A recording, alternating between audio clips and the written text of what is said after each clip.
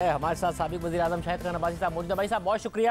بھائی صاحب آپ کی حکمت عملی تھی کہ یہ نہیں ہونے دیں گے قانون سازی، اور حکومت کو آج واپس لینا پڑ گیا ہے، فی الحال معاملہ ملتوی کرنا پڑ گیا ہے۔ حالانکہ آج ہی وزیر اعظم نے خطاب کیا اراکین سے اور کہا کہ کل جہاد سمجھ کے اس میں شرکت کرنی ہے آپ نے اجلاس میں، تو اتحادی نہیں ساتھ کھڑے ہوئے، اور اتحادی کہہ بھی رہے ہیں کہ جی ہمیں خود بھی مسئلہ ہے اور سب کو مل کر ساتھ چلنا چاہیے۔ اب اسپیکر صاحب آپ سے رابطہ کریں گے، اچھا موقع ہے، انتخابی اصلاحات ہو یا نیب کے قوانین ہو، آپ تعاون کریں گے حکومت کے ساتھ اور اپنی سفارشات دیں گے؟ جی سفارشات کا طریقہ ہے، اس پر اتفاق بھی ہو چکا تھا۔ اسپیکر صاحب نے کمیٹی بنانی تھی، انہوں نے کمیٹی آج 6 مہینے ہو گئے نہیں بنائی۔ اس کے علاوہ ایک کمیٹی ایک اور بنی تھی جو اجلت میں قومی اسمبلی میں بل پاس ہوئے تھے، جس میں یہ انتخابی اصلاحات کے بل بھی شامل ہیں، وہ کمیٹی بھی 6 مہینے سے بنی ہوئی ہے۔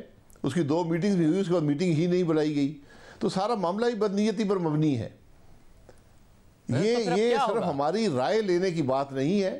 جی تو پھر اب کیا ہوگا؟ حکومت فی الحال آج نہیں کر پائی ہے، یا پھر انہوں نے کہہ دیا، تاثر دیا کہ جی اپوزیشن کے ساتھ ہم کنسلٹ کریں گے، کیا ہوگا اب؟ اس کا نتیجہ کیا ہے؟ حکومت کیا آگے جا کے اپنے اتحادیوں کو بنا کے کر لے گی؟ آپ کیسے روک لیں گے؟ جی دیکھیں، اس کا طریقہ یہ ہے کہ آپ پارلیمنٹری کمیٹی بنائیں اور وہاں پہ اصلاحات کو لے کر آئیں۔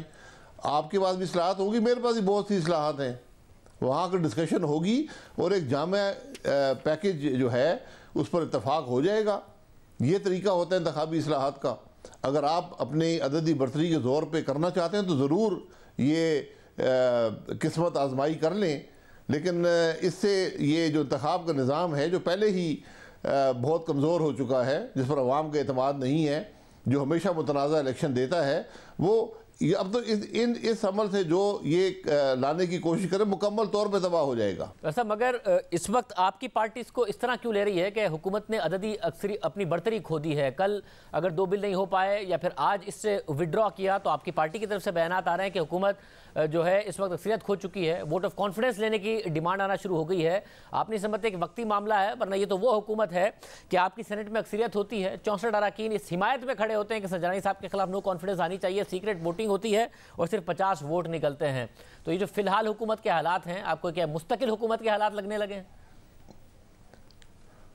دیکھیں، اس جو سینٹ میں ہو اس کا تعلق حکومت سے کم اور دیگر حالات سے زیادہ تھا۔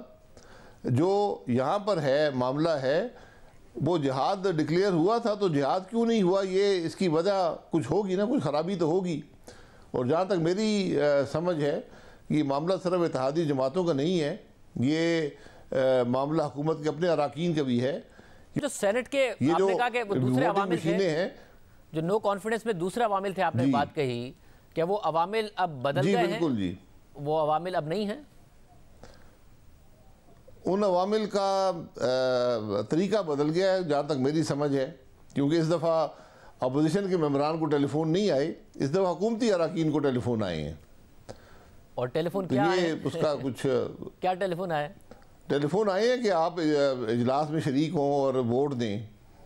یہ پہلی دفعہ ہوا ہے کہ حکومتی اراکین کو ووٹ ٹیلی فون آ رہے ہیں کہ آپ شریک ہوں اور ووٹ دیں۔ تو آپ کہہ رہے ہیں پھر بھی حکومتی اراکین اور اتحادی نے حکومت کا ساتھ نہیں دیا، تو ان عوامل میں کیا اتنی طاقت نہیں رہی ہے کہ وہ حکومتی اراکین اور اتحادیوں کو مجبور کر سکے؟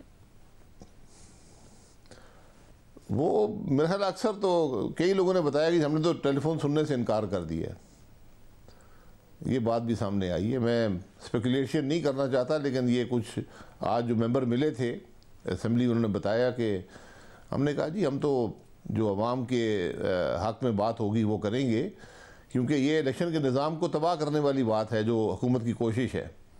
تو جب معاملہ بدنیتی پر مبنی ہو تو اس کے پیر نہیں ہوتے، وہ ٹھہر نہیں سکتا۔ ویسا ظاہر ہے جو چیئرمین سینٹ کا معاملہ تھا وہ کون سا اچھی نیت پر مبنی تھا، مگر اس کے باوجود آپ کو لگتا ہے کہ ان عوامل کا اس طریقے سے اگر نہیں سن رہے ہیں اراکین تو یہ مستقل بنیادوں پر ہے یا ایک عارضی ہے، 4-5 مہینے میں صورتحال بدل جائے گی؟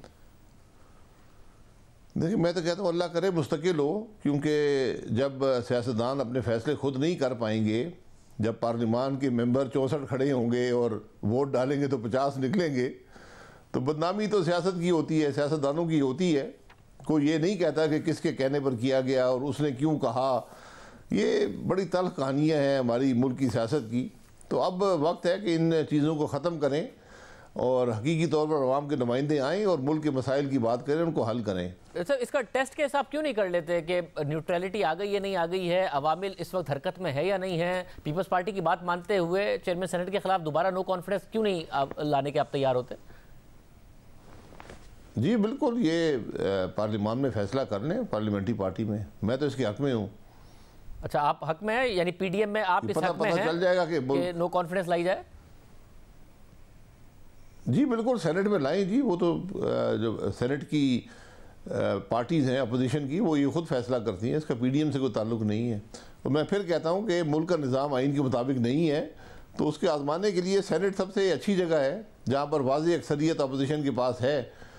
تو وہ ٹیسٹ کیس ہو جائے گا، آپ کو پتہ لگ جائے گا کہ ملک میں جمہوریت ہے یا نہیں ہے اور آئین ہے یا نہیں ہے۔